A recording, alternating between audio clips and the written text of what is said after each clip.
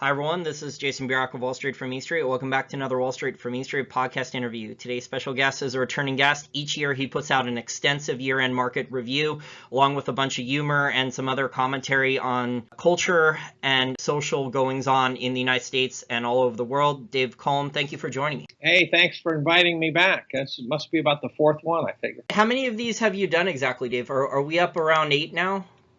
Well, I think the first one I did in earnest was a serious effort was 2009. I've been doing much smaller versions that were just, posts on a blog before that. But 2009 was one where I said, okay, let's do something real here. And so that's really when they started. So you're known for probably the most comprehensive review of each year, but if you had to summarize 2017 in maybe only a sentence or two, how would you do so?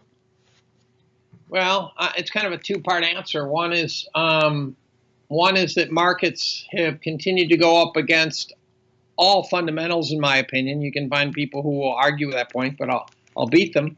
And the second is society's kind of sailed off the rails, in my opinion, and it seems to have happened almost to the day that Hillary lost and Trump won. And the trouble really looks to me like it's coming from the left, not the right. Yeah, I agree with a lot of what you just said. Now, in terms of the valuations, hedge fund managers are calling this the everything bubble. I know you speak with a lot of famous value investors like David Einhorn. How are value investors coping with these asset valuations? They're getting killed. Einhorn is having. I haven't talked to him recently, but he's been struggling because if you're hedging during a mania, you tend to get killed. Ironically enough, I spoke with his father yesterday. I talked to the whole Einhorn clan. And so guys like Einhorn, the most prudent investors are getting smacked around. They're getting catcalled by the bulls. They're being told they're wrong. And so, this is kind of the trappings of an end of cycle mania. I'm still astonished that we got here. The whole market's been floated on, best I can tell, hot air all the way from 2009 up. It's been floated on hot air. So, yeah, I think to add to your point there with the hot air, most people don't realize that there's been tens of trillions in money and credit put into the system by basically the 6 largest central banks in the world since the 2008 financial crisis. Yeah, and they don't realize that if you pump money in from, say, Switzerland or from Japan or from Europe, that it finds its way everywhere. So if the Fed says we're not doing any QE, that doesn't matter. If someone else is doing it, the world's getting QE. Exactly. The Bank of Japan and the European Central Bank combined put over $300 billion per month in quantitative easing into the system in 2017, and that amount of money and credit is tiny compared to what the People's Bank of China put in. So when you add up all the money and credit that the Federal Reserve, the Bank of Japan, the European Central Bank, and the Bank of England put in, it's still smaller than what China put in. And now I think China, at this point, China was in better shape, Dave, 5 to 7 years ago. Now they have a huge internal credit bubble problem too. That hedge fund manager Kyle Bass estimates is around $40 trillion American dollars. Yeah, and so this $1 million question is, does this have to end? And I think the answer is yes, but it doesn't feel like it's going to end right before it starts to end. So you feel a little bit insane saying, hey, the end is near, and again you have to hold your ground up against some serious pushback by people talking about how much not only they made, but I'm getting a lot of catcalling from people telling me how much I could have made, and I'm starting to pick up some trolls. People saying you should stop writing because you're just so full of baloney, you don't know what you're talking about, obviously. And in my year in review, there were a couple of telling things. So I think it was Mike Leibowitz, who I'm sure you know. I have lunch with him. Yes, he lives around me. Yeah. Yeah, and I think it was he compiled the revenue change in 20 very large companies, and they were minus 25% over about that one might have been a 5-year period, might have been an 8-year period, I can't remember, but over that same period, their share price went up 108%. So here you have companies that are faltering over a better part of a decade, while the share price is soaring. And so this is a metastable situation. And the best case scenario is it doesn't regress to the mean, and that means therefore that you're buying assets at about we'll call it 1% return, maybe would be an estimate if it just kind of treads water, because from here, if you're paying 80 or 90 times earnings, you're not going to make any money. Yeah, Michael put out an article recently about McDonald's. I think McDonald's, their revenues were down 25% in the last year or so, and yet the share price with share buybacks with debt, I think their debt has exploded up like 150% in the last couple years, and the share price is up 65% in the last 12 to 18 months. So, straight up financial engineering, the underlying fundamentals of the company are deteriorating, but the share price is soaring. And that's a commodity sort of industry in the sense that really should be like a utility or something at this point. And so that kind of financial engineering just shouldn't exist. It should be one of these companies that plods along and share price grows, factored in by how many dividends they pay, factored in by growth and revenue, that sort of thing. And it's disconnected. It acts like sockpuppets.com or something. And so, and it's happening everywhere. It's happening absolutely everywhere. And it's happening in real estate. It's happening all over assets. And so I either have to say, Dave, you're wrong, regression to the mean is no longer in order, or that it's going to be a pain point. I put in a plot, by the way, from Jim Stack that showed the fraction of a secular bull market that was given back by the subsequent bear market. And it was a staggering plot. Approximately 3/4 of all the bull markets give back half of their gains by the time the bear is done with them. Another handful give back all of their gains by the time the bear is done. And there's only one secular bear market in the last 100 years that gave back only 1/4 of its gains. So you're really looking at massive corrections. Regression to the mean, I put it roughly factor of 2 in the price. I think it'll cut in half just to get to historical means. The tricky thing, David, is trying to time, this collapse, because a lot of people have tried to call the top on this and they've gotten it wrong. A lot of people have tried to call, when Japan is going to collapse, and people have been wrong for over 20 years. It's called the Widowmaker trade, because a lot of people have tried to, use leverage. Hedge fund managers and other high net worth people have tried to use leverage trying to time when Japan is going to collapse. What has confused, I think, a lot of these people, David, and these are smart guys, is that the central bankers, the politicians, are constantly changing the rules on them. So we probably almost definitely will have a crash in the near future, maybe the next couple of years.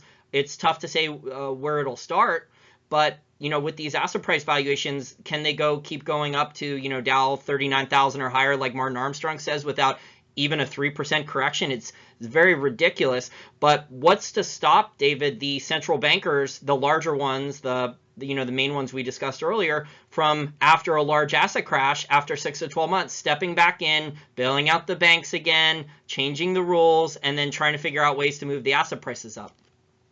Inflation will stop them. So if we get a real inflation scare, which I mean, we already have more inflation than anyone wants to fess up to. I'd probably figure inflation is maybe 5 or 6%. But if we got a real inflation scare, then the central banks would face the question of, do we defend our currencies or do we defend asset markets? And history shows they might defend the currencies. If we end up in a aggressively rising rate market, if the bond vigilantes show up, if the central banks refuse to print money and buy bonds, the stocks will be right behind. The equities will be right behind. You can't have a seriously rising interest rates without the equities getting clobbered, in my opinion. Of course, they've broken so many rules so far, but I have this great belief in regression to the mean as a force of nature. I don't know when. I don't know if it's going to be in the next year or two or not. I do know once you're way overvalued, you're going to give it back, though. I really think that's true. And so it's the metaphor, the best one I've got, usually I have more colorful ones, is that, if a plane is at 30,000 feet, it's got engine trouble, maybe you can go to 35 or 40,000 feet, but you're still going to end up at zero by the time you're done, right?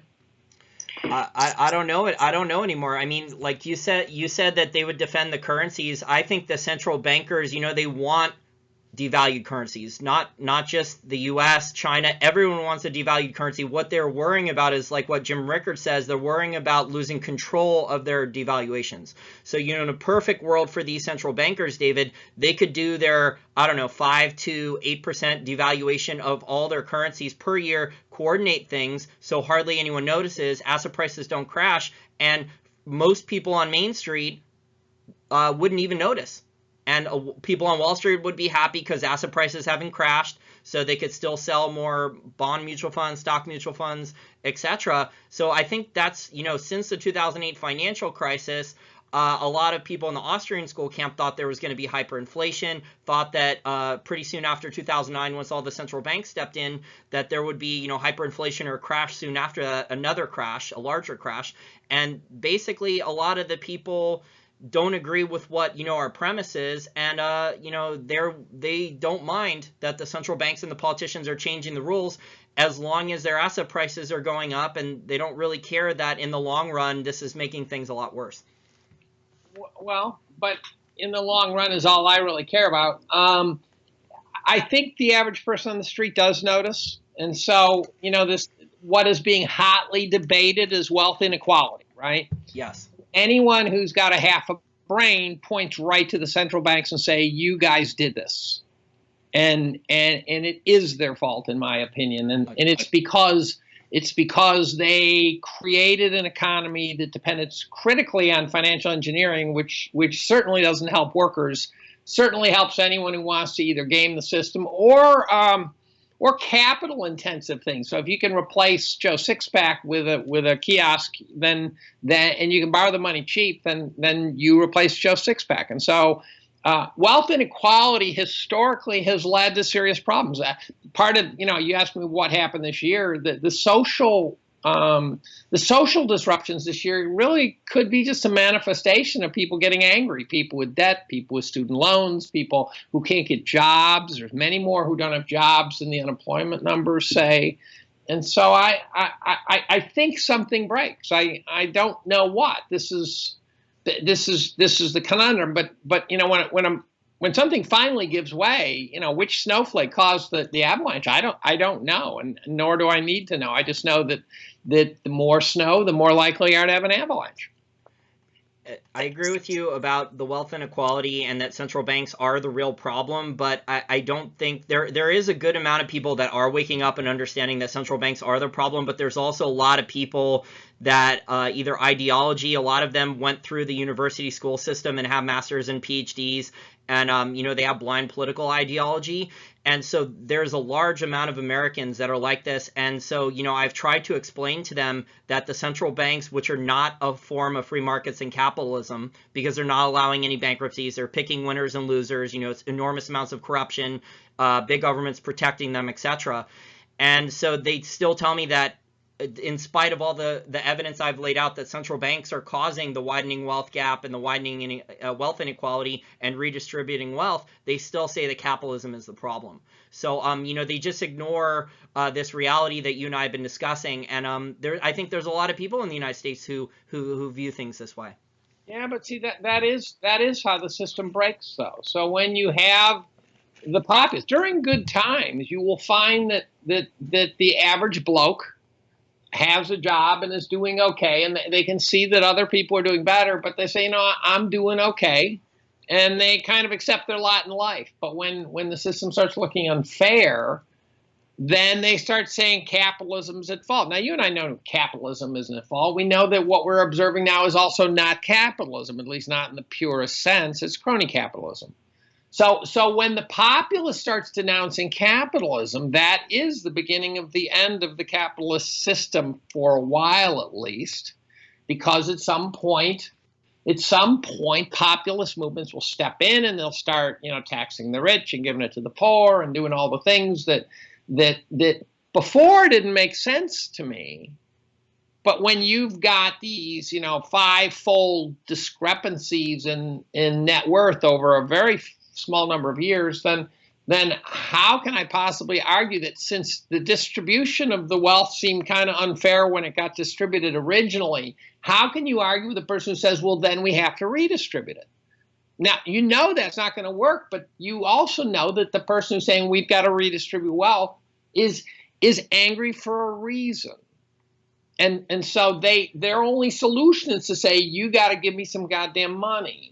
And you got to give me some goddamn benefits. And then you start getting labor unions picking up speed again, and you start getting all sorts of angry things.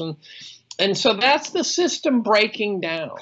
So I don't think that's sustaining the system. I think that's the corruption of it. Yeah, I agree. The system is breaking down. You know, society's breaking down. I think the society from decades ago is so much more morally bankrupt. You know, I think in the Department of Justice and the FBI 20, 30 years ago, if Hillary Clinton had done what she'd done 20 or 30 years ago, she would have been charged, indicted, and it would have been similar to what Nixon did with Watergate. And so, but now, you know, because there's been so much of an infiltration of morally bankrupt, you know, basically selfish bureaucrats into the system, into all levels of DC bureaucracy, entrenched there, regardless of who's president or which party controls Congress, that, you know, the corruption is just pervasive across all levels of society. Is this what worries you the most, though, that we're headed towards like an ideological civil war, or do you think there's larger problems? No, I think that's a big problem. I think, well, you know, look at the historically important social movements of the past. Let's go back to the Romans. When the Roman populace, who were varying degrees of connectedness to Rome, some of them didn't even know who the emperor was. But when they reach a point where being a Roman is not an advantage, then the empire's in a world of trouble. You move forward a ton, the French Revolution, it began as a minor fringe social movement, and everyone thought it was just kind of a corrective thing, and there were some people who were grumpy. The only guy who saw the pain coming was this, well, not the only guy, I hesitate to say that, everyone always says that, but this philosopher, economist Edmund Burke said, look, this is going to turn bloody, it's going to turn murderous before it's done, and it did. And so society blows it out. You know, the Germans in the 30s, that you just keep going on and on and on. They start out as a bunch of angry young men. It's always angry young men. And then you have something called Arab Spring or something, right? And then it takes over.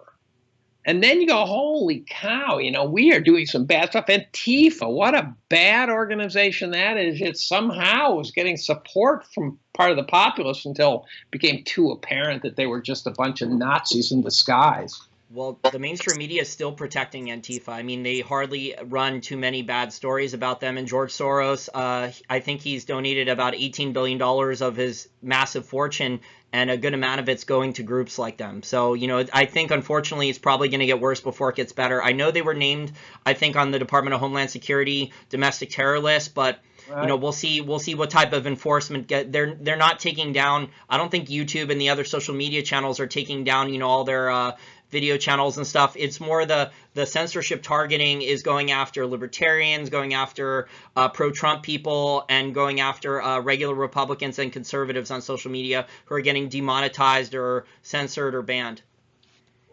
Right. So the whole digital world, our digital connectivity, is being controlled by, I think, left-leaning, left-wing organizations. So the left-wing conspiracy in the media, you know, at one point I'm going, yeah, okay, maybe, certainly they're left-wing, but they seem moderate. Now they're not. So you mentioned sort of demonetizing, say, people on YouTube.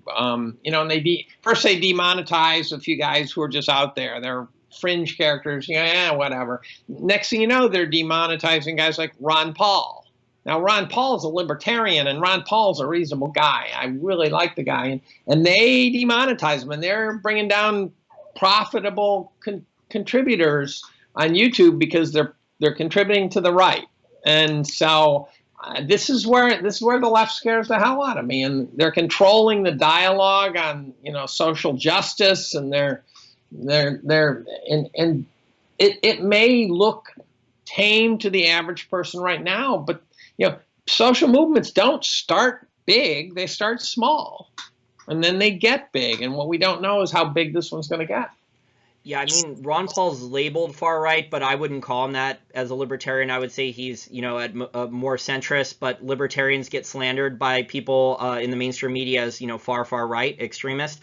But Ron Paul, all of he's not just demonetized, all of his videos are immediately demonetized. So he's Mr. Rabble Rouser himself. His channel is so big now, he would actually be making over $100,000, in my opinion, on ad revenue per year if he wasn't demonetized. So they've taken him to where he could have built, another successful small business that a couple of he could have hired employees, he could have created value in society, educating people about the truth about what's going on, and instead it's not making any money whatsoever on his channel.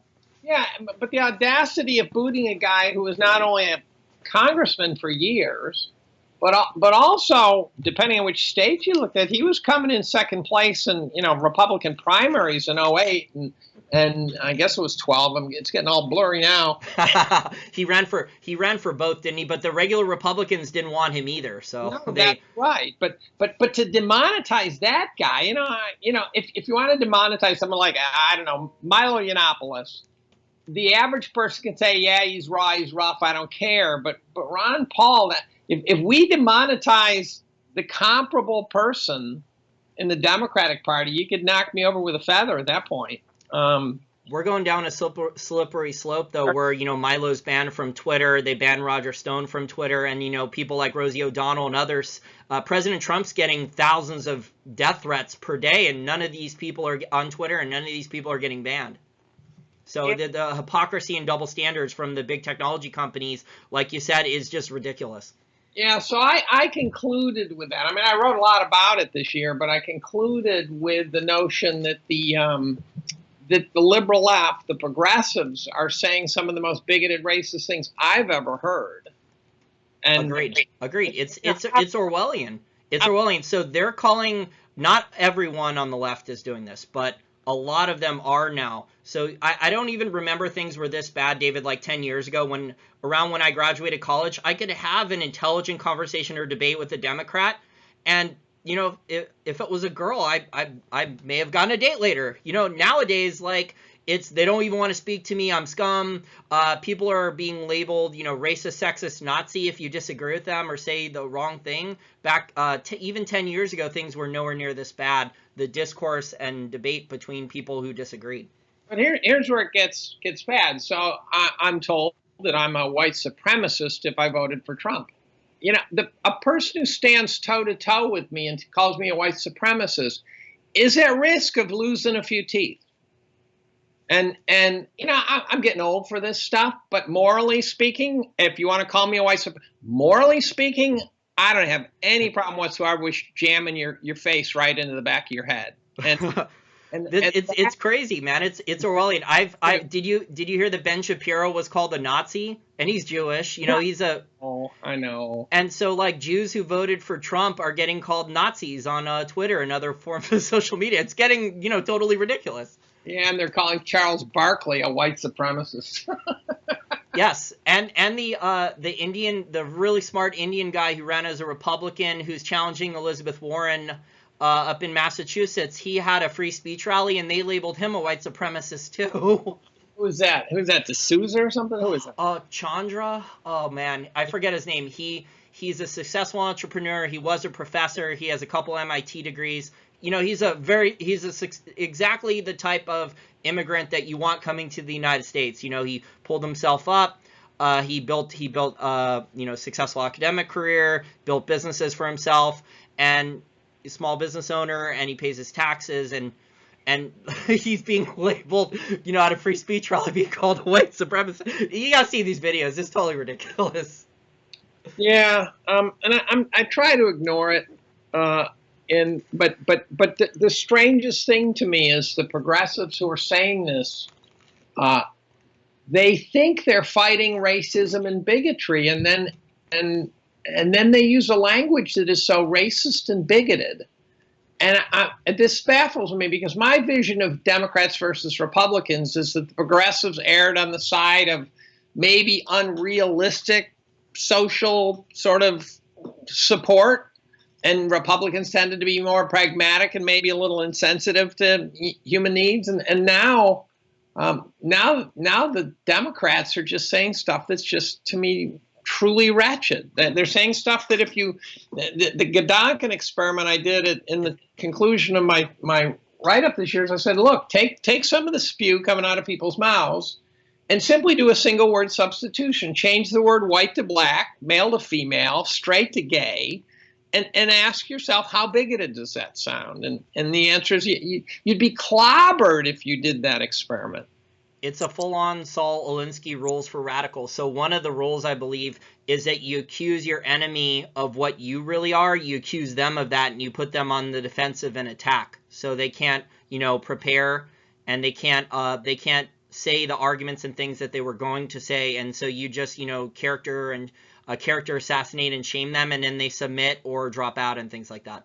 Yeah, I actually, there's a list of Alinsky rules for radicals, which I read and thought, wow, those are extreme. I actually went and tried to find the original version through the lips of Saul or through the pen or keyboard of Saul. I had trouble finding it. I have this suspicion that the really radical-looking list that I saw was the creation of someone who was maybe interpreting a more nuanced. I watched the Alinsky debate, William F. Buckley, and I was stunned. I felt that Alinsky held his own against Buckley. I'm a big Buckley fan, so I was rather surprised at how well Alinsky was able to go toe-to-toe with Buckley. So I'm worried that Alinsky's being overinterpreted, sort of like Marx, right? Sort of like Marx, where he's getting credit for stuff he didn't actually say. Well, I just did a short video on Marx, so he was a bad person. So I don't want to argue with you about Marx, but yeah, Marx is basically, his ideologies have turned into a religion. So even with they can't be defeated. So you can't defeat them with rational arguments and evidence, and how socialism or different forms of socialism have failed with the Soviet Union and Venezuela. They say, oh, we didn't do this right, we're going to implement it better next time. Yeah, but if you listen to the way Marx phrased it, I think, and I'm not a Marx scholar, and you read what he said and you put it in the context of the times that he said it, it doesn't sound anywhere near as nuts. He didn't have the advantage of seeing the Soviet Union go down the tubes. He didn't have the advantage of seeing Venezuela go down the tubes. So he was speaking fairly abstractly. And it was back in a period when, technical society was growing, and people were legitimately trying to figure out, how do you organize a society now that looks so different than anything we've seen in the past? And so I think back in the 30s, it was kind of capitalism versus the Trotskyites. And the capitalists kind of compromised by putting in social programs to protect, provide a safety net, and then say, look, let us run our free market, but we will also put safety nets underneath you. And that ended up being the big compromise, in my opinion. And that's where, New Deal programs came in. They ended up giving the capitalists the ability to keep going and to fight back the forces of communism by providing some of the sort of concessions that communists wanted in big numbers. I don't know. That's just columnism right there. I'm not a fan of FDR. I actually think, he tried to destroy the Constitution and do so many other things. So, he didn't get away with everything he tried to do, but he tried to, he had full-on, during World War II, full-on economic central planning. There was wage and price controls and a bunch of other stuff. Oh, yeah, I'm not a fan of him. I don't mean to endorse him. I mean to just explain him. Well, let's change topics. So we're basically a year now into the President Trump administration. Has he done anything you like so far? I like Betsy DeVos at Department of Education. That appalls people. There's people who say she's a complete wingnut, but the part I like is she's sort of pushing back against some of the Title IX rules that are very unfair, kind of autocratic. I like that. I give Trump a little bit of a pass on a number of things because it's what I call a counterfactual, where what I don't know is what he could have done if he wasn't fighting both parties, the entire media, everyone in the world. So it's an unknowable to me. He's a lot of his actions are also, I think they're flailing at opponents. And, the whole Russia collusion thing looks like total baloney. Can you imagine trying to run the country while you've got Well, you've got, intelligence agencies drumming up fake collusion stories about you. That's not an easy thing to picture. So I think Trump, in some sense, his performance this year is a consequence of the fact that he's so polarizing, but not necessarily his doing. So those are good points. I think he says some of the crazy stuff intentionally to maybe focus people's attention away from other things, so maybe he can be left alone to get other things done. So, while people were debating over certain tweets he said in the mainstream media, he was working on getting the tax cuts done. So, behind the scenes. So he's kind of a master of manipulation with the media and marketing. He's very crafty at that. And, I think like what you said, he's a counterpuncher. He enjoys street fights. He actually enjoys people, fighting back against him, because then he likes bullying people. Well, bullying for him is a tactic. To the extent that it's a tactic, it's a little different than bullying, in my opinion. Bullying is an uncalled for sort of behavior. Where, and I think in his case, it's a sort of an art of war tactic for him. So I'm a little reluctant to call it bullying. I would call it fighting viciously. That's an interesting point. Yeah, I mean, I think there's a method to his madness, and I think the mainstream media doesn't always see that. Yeah. He could be a disaster by the end of this. I don't. Well, I think the mess he inherited from Obama with the debt situation. I mean, so look at the tax cuts. Obviously, I'm in favor of tax cuts. The private sector shouldn't be paying high taxes, income taxes. Businesses shouldn't be taxed this much. Regulation is already too high. We need more entrepreneurship, more small business, more value creation. But the national debt is so large already, David, that we're kind of past the point of no return, and we have a math problem. So, even if the tax cuts help the private sector for a while, because government spending hasn't been cut, the national debt over the long term is still going to grow, probably even faster now. Yeah, for years now, I've thought that the notion that you get to cut taxes even though you're spending way more than you're making is a problem. I think I drive by a road crew and I watch 6 out of 8 guys standing there. Yeah, that's not productive. That's just stupid. If there was some way to stop the waste and some way to cut back, I think with tax cuts you need to have spending cuts, and no one seems to have the power to do spending cuts. So to me, the tax cuts in the absence of spending cuts are irresponsible, and I'm not convinced they're good. I'm not convinced that they achieve their goal if you don't get rid of the rot, which is causing the need to tax. We've got too many government employees. We got too many people who, to braid hair need to get a license and need to get training, and too many people, barbers need to have a license and they get inspected by barber inspectors and stuff. And that's just crazy. You have to, dog walkers are going to have to get licenses to walk dogs. Our postal worker won't deliver our packages to our house now because she's morbidly terrified of dogs. I have a couple of labs, and she's so terrified of them, she goes catatonic, and so we're not going to get our packages delivered because she's dysfunctional. That's my opinion. She is dysfunctional. But because of the system we're in now, she gets to keep her job doing something that requires the function that she doesn't have. So she's worthless to me. Send someone over who can handle the vicissitudes of life and put her in the back room where she's safe with just the letters. Yes, or if the post office was privatized and being forced to run at a profit, maybe we would have robots or other things, other forms of technology that could deliver the packages and not have to worry about that. Or she could use a Segway or something because the price of those would have dropped.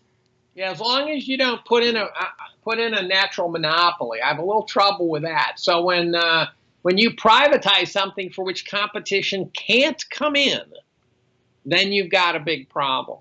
So you sell all the parking meters in Chicago to some private company, and they can put the price anywhere they want, then that's not good. Or if you privatize an industry, like you say, okay, we're going to use the private sector to provide all the food for the military. And you go, oh, that's great, except for the fact that then the very next thing that happens is corruption and inside dealing and huge wasted contracts. So, I was a huge fan of privatizing everything, even privatizing the prisons. Then all of a sudden you find out that judges are putting kids in juvie because they get kickbacks from the juvenile detention center. That judge, by the way, should be executed, in my opinion. I would pull the switch on that judge. I'm so irate by stuff like that. So the privatization push has got to be done carefully. It's got to be still a free market.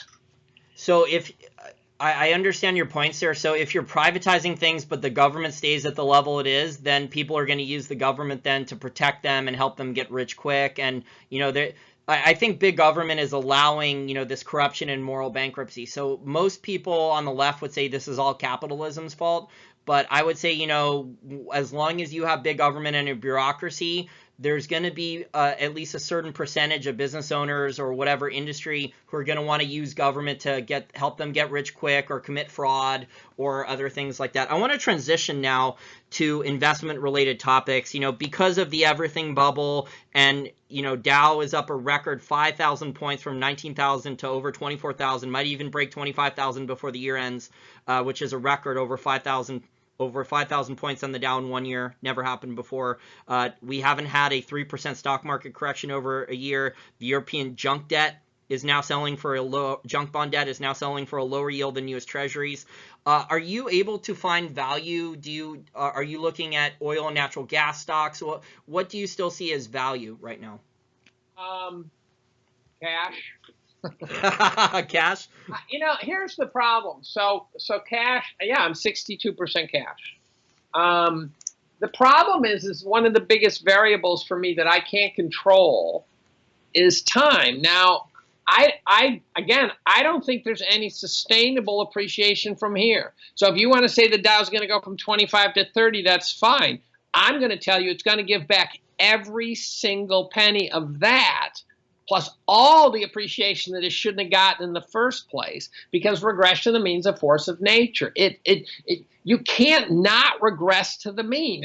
There's a natural arbitrage in free markets. And so once you're way overvalued, you're going to give it all back. And the fact that you might not get it and then give it back, it just doesn't matter anymore. Now, if you're 10% overvalued, who cares, right? 10% overvalued means that, you know, a sustainable return on equities over the 20th century, there's all sorts of screwball things out there, but I think sustainable return is about 4.5%, maybe real return. Now, here's the curious thing, and I finally figured out this year, that 4.5% real return doesn't even, that includes fees and inflation and taxes and all this stuff. You get 4.5% by the time you're done. But what it does include is that over that century, we also got a fourfold increase in the population. So that 4.5% per year gain has to be factored by a growth rate, which I can't do in my head. Yeah, actually, I probably can. It's probably 50 years. It's probably about 1.25% growth rate in the population. So you take your 4.5, you're now down to 3% per capita gain. And that's standard. Guess what? That's the rate that the GDP grows. Wow, what a coincidence. Yeah, we have stocks with no revenue growth. People are chasing, because of the central bank intervention into markets and financial repression, people who are retired and need income, you know, they're chasing dividend stocks higher. They're speculating on Bitcoin and cryptocurrencies, you know, record amounts of percentage gains in the cryptocurrencies. I've never seen anything like this before. And we have, you know, stocks that aren't growing, like Campbell Soup and others, trading at, and Coca-Cola, I think, trading at like growth stock valuations like 23 times earnings or higher. Yeah, and I don't even believe those numbers. So what's come out this year, a guy named Steve Bregman, I don't know what makes him so smart, and I don't even know for sure. Maybe he's just lying to me, right? Everyone else is lying to me. He came out and he said, look, the triple Q is sporting a PE of around 23, 25, somewhere in there. And you say, oh, yeah, but that's forward earnings. We know those are baloney. So, yes, so what? The fact is the triple Q is a bunch of, in theory, high-growth stocks. So you say, I'm willing to buy an index that's a 4% returner if you don't have explosive growth, and more if you do, right? That seems like a rational thing to do. The problem is the way they calculate the triple QPE. So they calculate it by taking every PE of every company out of 100, and any PE over 40, they round down to 40. They just make shit up. And then any stock that's earning negative, right, so losing money, they give it a PE of 40.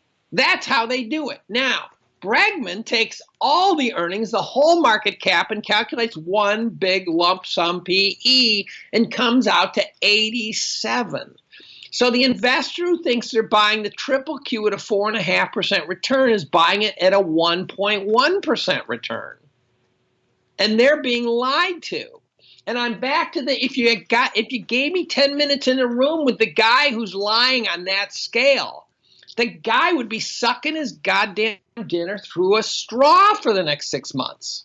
That's straight up fraud. But at this stage where there's no rule of law, I think honestly, David, the U.S. getting mad now, right? Some point, you guys meet him outside his house and punch his face in. God damn it! I know. Well, let's not advocate violence like that. Let's just say, if the United States had real rule of law, he would be, locked up, bunch of charges for financial accounting fraud or some other types of charges. And he would be facing, a very long prison sentence, like up there with Madoff. So what do you get then if you don't have real rule of law? What's next? The United States is a morally bankrupt and getting worse.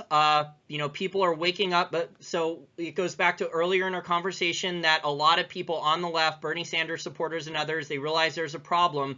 The problem is that they disagree with people like us on what the solution is. Right. So they identify a lot of the problems in society, but we have total disagreement, total 180-degree opposites on what the actual solution to the problem is. And so, your things are just going to get worse. But I think the argument can be made, David, that now the United States is essentially a banana republic that's living, off its past reputation. And they have the world reserve currency, so everything gets papered over. All this fraud, all this lying and cheating and stealing, they could paper it over with tens of trillions in money and credit with a keyboard. And then the U.S. has the enormous military. But so you have this is not sustainable. Yes. This is not sustainable. But I can't tell. But every other major government, David, is also basically doing very similar stuff in terms of fraud and credit bubbles. Now, obviously, the U.S. is larger because they've been doing it for longer, although Japan's been also doing it for a long time as well. But Japan's a unique situation. I don't want to get into why. I think the Japanese people have basically, sacrificed their savings for decades, and they haven't gotten, compounded wealth. So the Japanese people have been dutifully buying Japanese government bonds for decades. You said Japan, you're waiting for it to collapse. It already collapsed, right? I think it might collapse again, but it already collapsed. The Nikkei was at 39,000 25 years ago. The average. Well, their stock market collapsed, but their society didn't. So people in Japan, so Japanese corporations didn't go bankrupt. Their banking system didn't go bankrupt. They didn't have, a civil war. Their society didn't collapse. Only their stock market and their property values collapsed. Yeah, so it's one of the reasons is because they're so homogeneous. You take a more heterogeneous society, and you start popping rivets fast, right?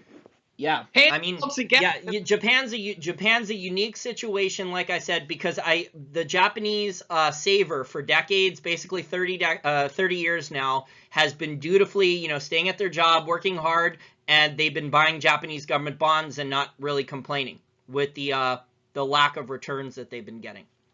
Right, but which I don't expect American investors to be willing to do something like that.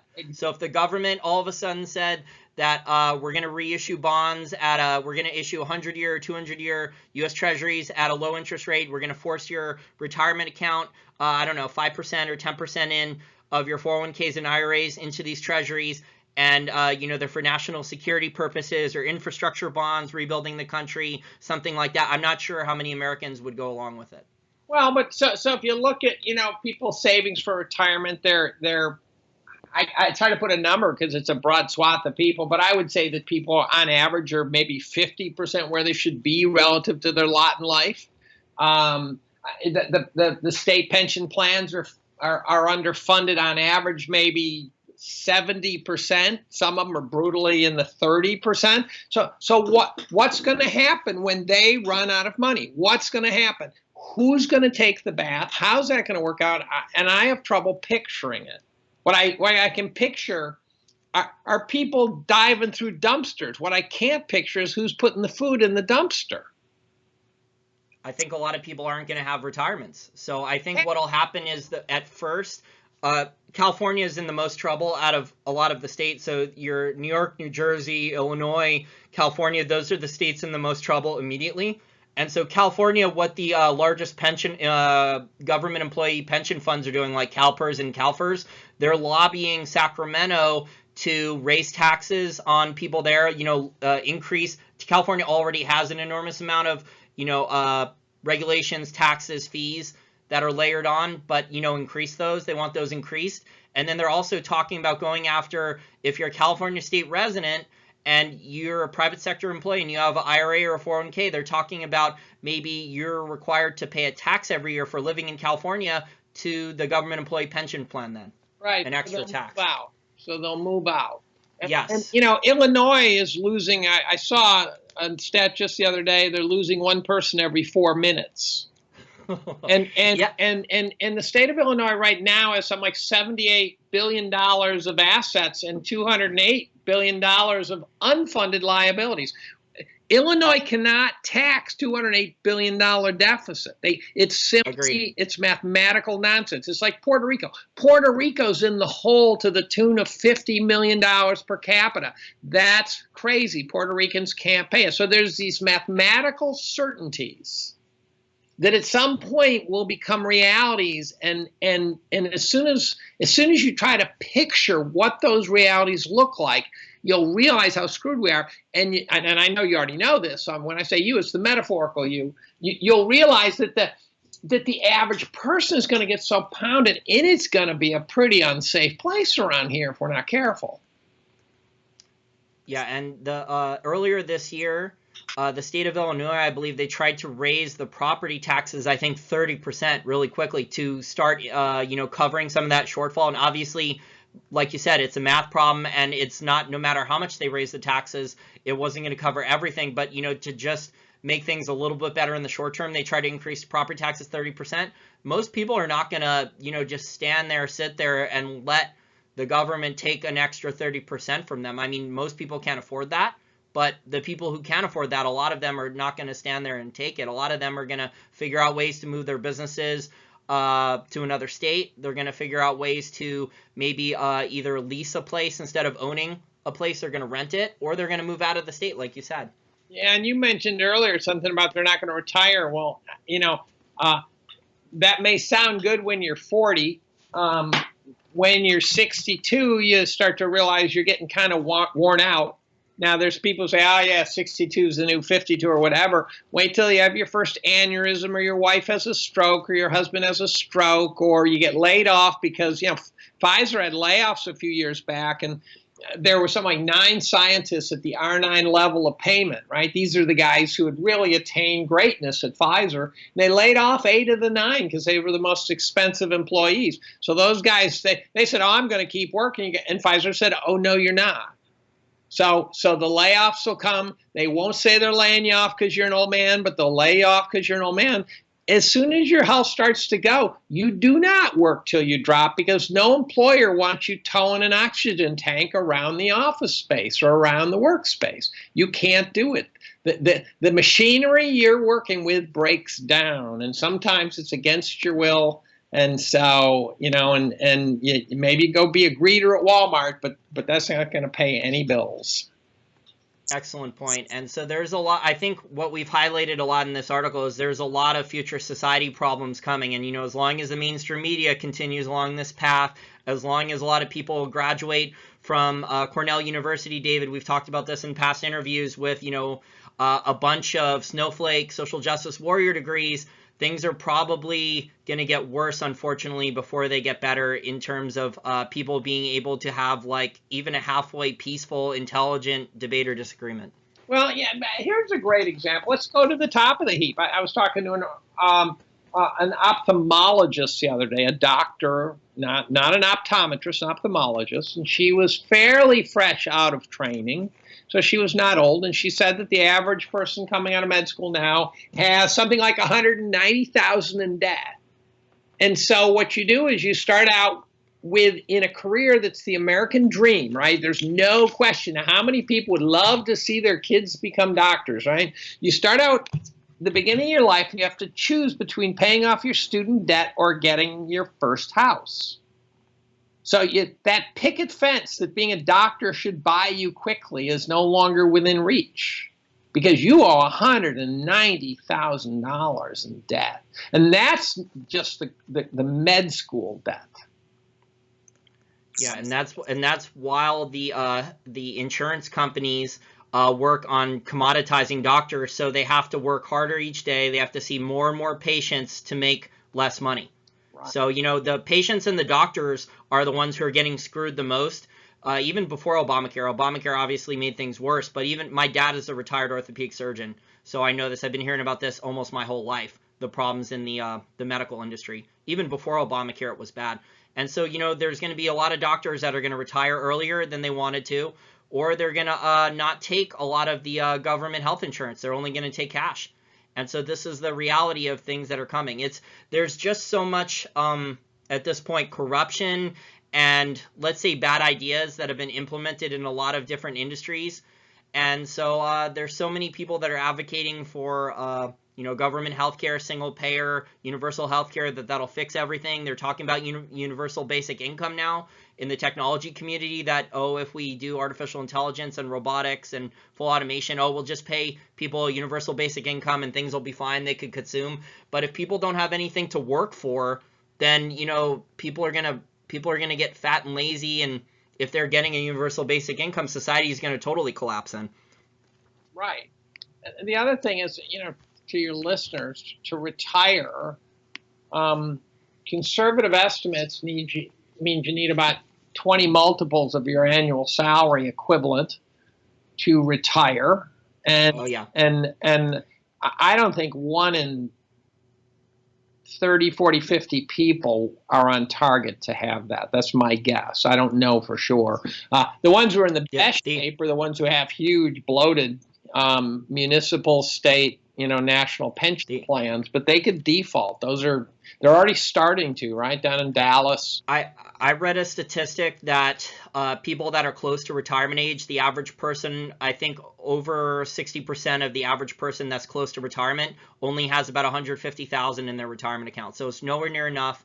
In the past, maybe years ago, if you're getting like 8% on your money in treasuries or some other relatively risk-free income investment, you could maybe live off $1 million or $2 million at 8%. You could kind of live off of it. But, now with interest rates where they are, they've forced retirees with $1 million or more way on the risk curve. So they're basically gambling and speculating to try to retire. And so they've gone into the stock market. They finance, shale oil junk bond debt and European junk bonds and other stuff. It's a mess waiting to happen too. God forbid if the asset prices stay low for a long time, that's going to hurt people's retirements even more and exacerbate the problem. And then, there will be a lot of political pressure for central bankers to step in and do something. And that could be the extra inflation then that you were talking about down the line. Right. So let me flip the question you asked me earlier. Do you see anything that looks cheap to you? I've been told some stuff that are cheap. Here's the problem I have. I have a long list of ideas that I think would be cool, that I think would be good. And I also think that if you happen to buy into, and then we get a real recession, that you will lose a lot of money. So right now, I don't think the price of anything's going to hold up through the next recession. And so the question is, let's say that hypothetically you can stomach that. Do you see anything that's cheap? Yeah, there's quite a bit, but a lot of it's not in larger companies. You have to know what to look for. Yeah. So there's some Japanese stocks that are actually pretty reasonably priced. There's some decent Japanese stocks that are pretty reasonably priced. The royalty and streaming companies in precious metals are actually, the more there's manipulation on the gold and silver price, so if they keep the prices low at these levels or they manipulate them down more, the royalty and streaming companies will just do more deals for cash flow, and they'll actually be long-term even better positioned than the miners. I would avoid a lot of the miners right now. The royalty and streaming companies don't actually do any mining. They invest kind of like a rental property owner for cash flow. And so they get the lowest cost. They get investments into the lowest cost projects now because there's just not a lot of capital right now for precious metal miners. So you have to be careful if you're going into gold and silver companies. So here's you have to. Okay, so the average bloke couldn't pick a Japanese value play out of a hat to save their butt. And well, there's a Japanese stock ETF, so you could potentially do that. But yes, buying individual stocks on the Japan exchange would be tough. I also run a proprietary stock screener that, from reading famous value investors books, but that's a hedge fund level analysis I do. So I've basically read 20 or 30 different value investing and growth stock investing to look for fundamental parameters of small and mid cap companies that are growing revenues and earnings at a reasonable valuation and other fundamentals there.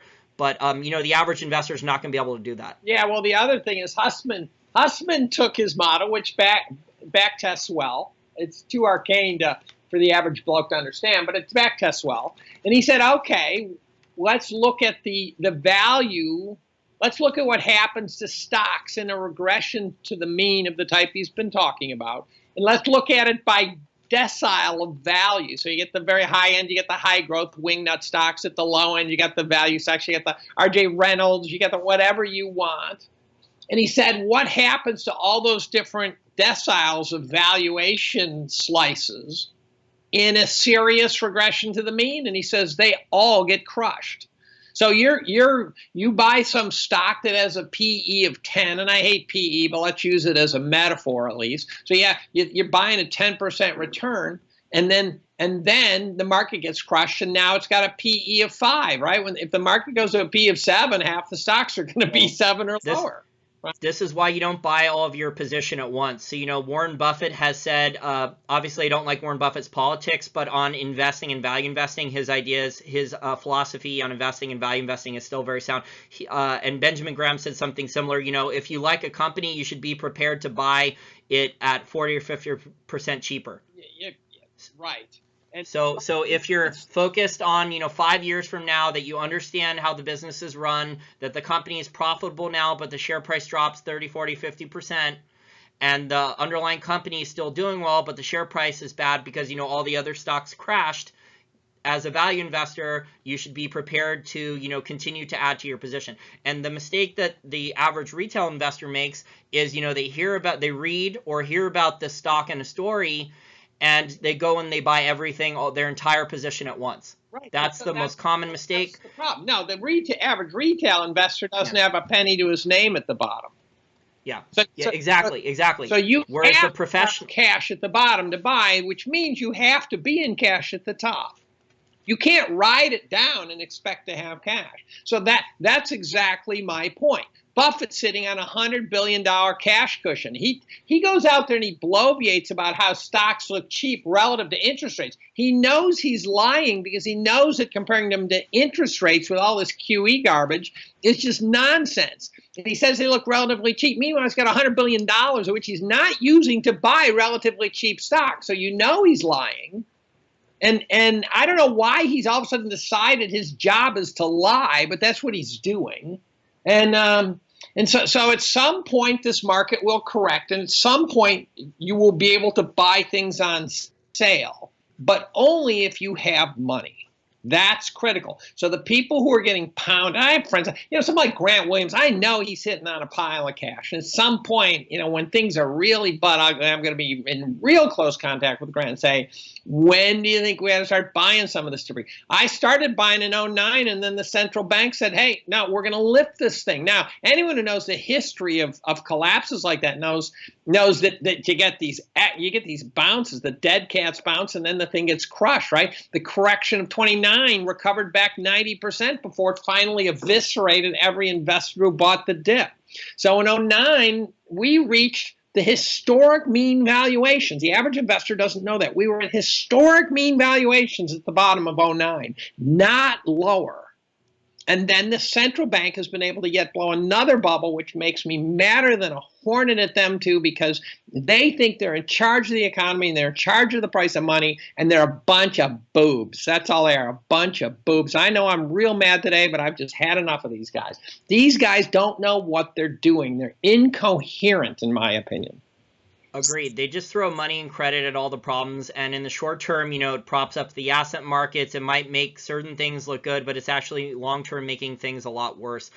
For a couple of years now, Dave, I've advocated, the average retail investor, if they're not too sophisticated, they don't want to sign up for a paid newsletter for certain stock picks. They don't want to go buy ETFs of Japanese stocks or something like that. If they're not very sophisticated, they could have just had some cash in case there was a market crash, dollars. They could have had gold, silver, and Bitcoin for a couple years. And so, maybe your cash, you wouldn't have gotten a return, and maybe gold or silver are manipulated, but your Bitcoin has done very well. And so, that was a version of hedging, because we know that gold and silver are extremely manipulated still, but they can't manipulate them down to levels where all the miners are going to go bankrupt and there's not going to be supply available. So I think they're reaching the limits of the manipulation that they can do at certain price levels. And we're seeing this now where we've had a bear market in gold and silver since 2011, so almost 7 years now. And I think that bear market's, if it hasn't already ended, it's going to be pretty close to ending, because there's not going to be a lot of supply available at the current prices. The miners have cut pretty much all the costs that they can cut during the bear market. So I think gold and silver are probably interesting buys here still. I mean, I've been buying more physical silver lately myself. I've been adding to it, but I also bought Litecoin, though, because I want to speculate a little bit. I have probably 5 multiples of my salary in gold, so I'm with you on that one. I'm going to get you to buy some Litecoin and just hold it.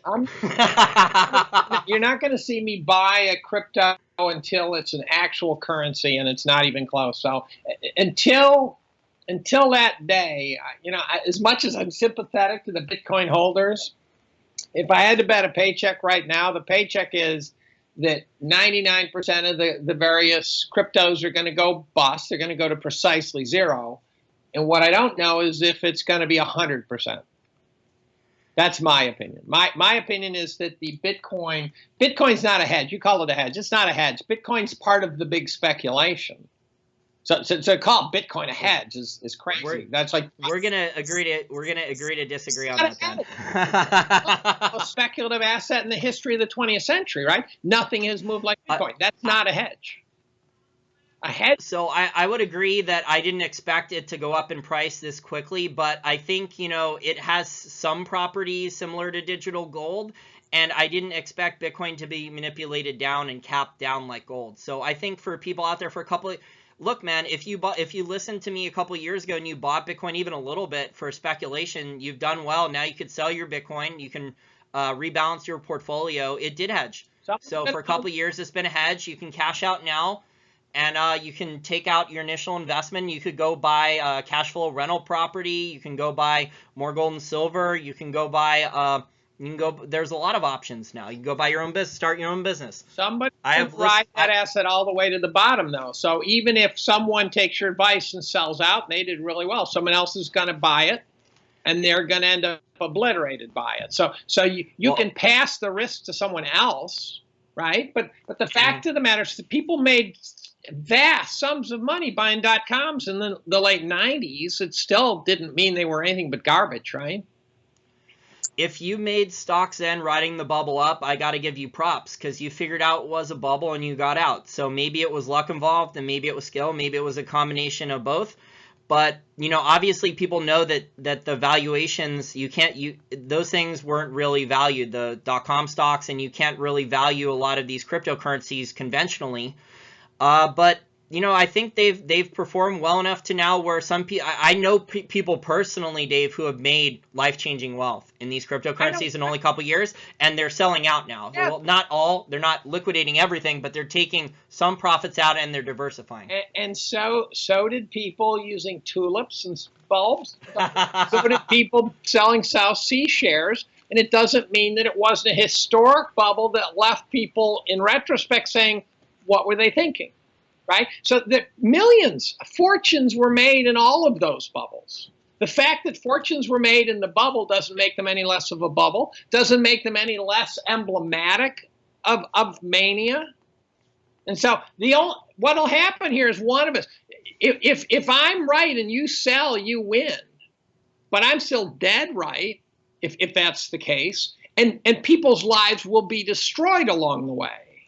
And people will feel rich along the way. And so the people whose lives will be destroyed will be the people who, take out a mortgage to buy cryptocurrency on their house, or the people who max out, open up credit cards and max them out to buy cryptocurrency. Those are the people who are trying to get rich quick, who are gambling money that they can't afford to lose. And so if you're only putting a tiny amount of your total capital into speculation as part of a diversified portfolio, you own real estate, a business, stocks, physical gold and silver. If you're only putting a tiny amount into current cryptocurrency, go for it. But the problem is that people, when they see it's going up, they get this get rich quick gambler mentality, and they start selling everything else. They take out the mortgage, they run up the credit cards.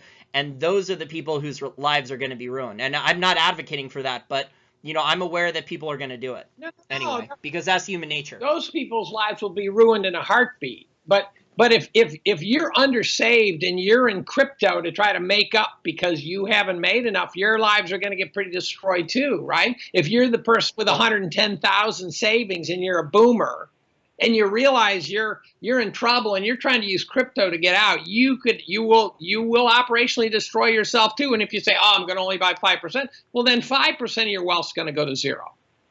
That's what I think is going to happen. Now, no matter what, if I'm wrong, one thing's for sure is Bitcoin is historic. It is either a historic bubble or it's a transformational move in society with potentially very serious repercussions. I happen to be in the bubble camp. I do not have anxiety or animosity towards the Bitcoin guys. I just think that it's really dangerous for people to be thinking about Bitcoin. I don't regret not buying it because I wouldn't have held it. As soon as it started going nuts, I would have sold it. I'm also in the bubble camp, and I made 9-fold to 10-fold gains on my Ethereum speculation. I bought Ethereum coins in 2016. But I sold them too early, so I would have made another 10-fold gains had I held them. But, you can't apply rationality to these things. The thing I've learned about bubbles and studying them, and I've studied some of the same bubbles you have, is that just because something is a bubble, you don't know when it's going to crash. So you just stay away. You can put a little bit of money. The mistake that I've learned from people is that they try to get rich quick and they leverage up to the hilt. And they put money they can't afford to lose, they put it in. But so for my previous conversation, there's very few people who have any money they can afford to lose. That's the problem we have. Yeah. And I made 10-fold on WorldCom. I bought it when it was a stupid little company in Mississippi named LDDS. And I sold out in the mid-99 year. And I made a ton. And I made a ton off Dell. So I would call you smart for riding the bubble up and getting out before it crashed. If I thought it was a bubble, I would have gotten out earlier. I was clueless. I thought WorldCom was a great company. What got me out of WorldCom in mid-99 was the whole tech bubble. I said, everything's going down, so I'm not going to own anything. So I liquidated. I went out the door. So you got a little lucky then. Yeah, totally lucky. There was no genius there. I can only think of one stock buy, which I'll give myself full credit. Well, a lot of professional money managers get lucky all the time. They claim it's skill, and it's really just luck. Yeah, so most of the people on Wall Street have no skill. And then they whimper away, and when the bear market shows up and beats the snot out of them, then they just whimper away, and they're not going to give you your money back because they lost it all. So the fact that they're willing to speculate on the way up, the average person is the sucker at the table if this is really a bubble. The average person's going to get crushed here. The average but crypto didn't start on Wall Street. Crypto started with regular computer programmers and libertarians, regular people on Main Street just mining it on their own laptop or computer and and just buying it there. So it actually started with the common guy first. Yeah, and then Wall Street and Silicon Valley picked up after. And Beanie Babies did too, and it's still the same baloney potentially. Beanie Babies, people were paying $800 to $1,000 per Beanie Baby. Guess what? They got crushed by that. There's a great photo of a couple splitting up their Beanie Babies during a divorce settlement in the middle of a court hearing, right? So the bottom line is these manias are not good things. There will be people who will get great things. There's 12-year-old kids who are multimillionaires now. If you think that's normal and you think that you ought to be playing in that camp, have a ball. I don't want to be near anything where kids can take their Christmas money and become multimillionaires. I think it's a new normal now where we have central banks, creating tens of trillions of dollars in money and credit since the 2008 financial crisis. And where we have human nature, where people love anything with technology, where you can basically change your name to crypto and your stock will go up 300%. Right. And so they're taking advantage of, this is kind of what Facebook and the other social media companies do. They take advantage of psychology and human nature. And, it's unfortunate, but this is the world we live in now. But how did that work the last time that happened? Oh, by the way, David, I said I'm in the bubble camp that Bitcoin and all these other cryptocurrencies are a bubble. But just because something is in a bubble, we don't know if it's going to collapse, tomorrow, next week, next month. It could go on for years. So we just don't know. Right, but the longer it goes on, the more destruction it's going to do. I just think it's very dangerous to play with a bubble. It's like camping on the railroad tracks. I don't know when the train's coming. I go, yeah, well, don't camp on the damn tracks if you know a train's coming. So I just see the problem is I think the average person gets sucked into thinking they can time it too. And they can play too, and they can't. They end up getting hurt. And you'll hear stories of the kid in his paper route who made a fortune off this or a fortune off that. And they're experts, and they'll be on CNBC, and they'll be setting their price targets for Bitcoin. This is all a horrible sign of a mania. And when there's $1 trillion worth of cryptos, let's say I'm right. Let's say I'm profoundly right. And they're all going to zero. And at the end, you have something called blockchain that who knows what good it is when you're done. But the cryptos get nuked. There's going to be $1 trillion worth of paper wealth right now that's going to be gone. So the question is, who's holding it?